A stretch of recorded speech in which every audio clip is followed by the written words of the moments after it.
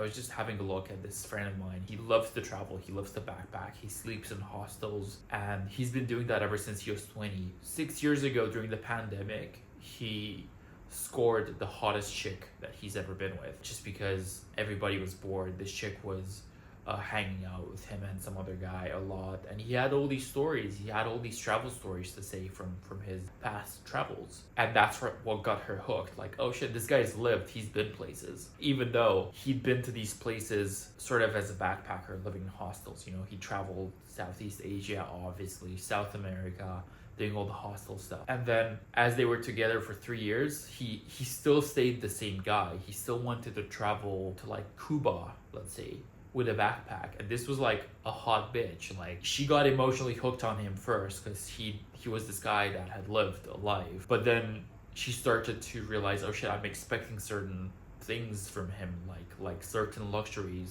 certain comfort. And once that initial haze wore off, she started to become more and more like restless in the relationship, to where she would tell his friends, I knew of this because I'm part of his circle, that like, oh, I feel trapped.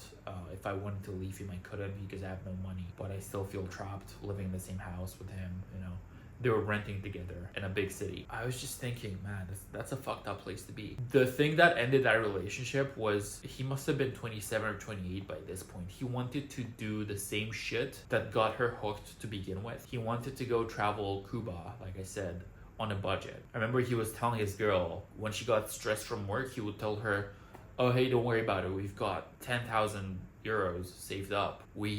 That's our freedom pod. We can literally quit this anytime we want and go travel for a year. And I remember her not being very comforted by that idea. His way of thinking was, oh, I've got some money that I can just burn through and have fun for a year. She was more like, okay, that's not gonna be like luxury travel, first of all. Second of all, once you're done with that money, you're gonna have to still come back to the same job, and there's no guarantee you'll be able to get the same job, and you'll be broke now. So she had a more like long-term mindset than him in a sense. So they went to Cuba together. They went on this trip, and you know, a lot of shit happened on that trip. Like, they stayed in not the greatest accommodations, like shit went wrong. Like, they stayed in poverty-stricken villages where he was like fine with it. He saw it as an adventure. It's like, oh, I'm traveling, I'm sleeping in this like hammock, or there's lizards in my bed. That's part of the experience.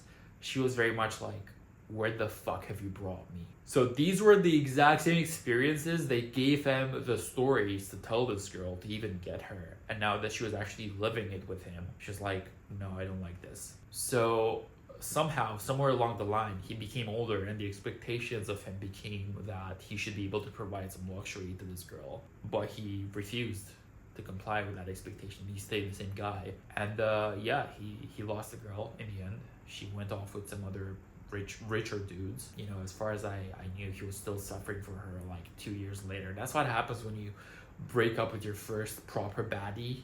You'll get over her, but it will take years, like actual years. Trust me, I've been there. And yeah, it's like every year you just have to stay like, but the fucked up thing is, you also want to live, but usually living and staying on top of the treadmill are opposite things. Like, you're either traveling and living, or you're progressing in your career, you're progressing in business. It's very hard to do both. I've tried to do both, and I've done neither of them well. So I mean, the point of this video wasn't to depress anybody. It was just to say, if you're feeling this way, you're not imagining it. It's real. And if you're young watching this, it's best to know what's coming, so that when you're in your 20s, you have a lot of leeway. If you have a bit of money, you can travel, and there's no pressure. You can, like, that 1 year gap from 20 to 21, if you take a gap here, it's like a blip. Like, nobody's gonna know that you did that in 10 years time. Like, 9 years in a career versus 10 years in a career, nobody's gonna know that difference between that 1 year that's missing.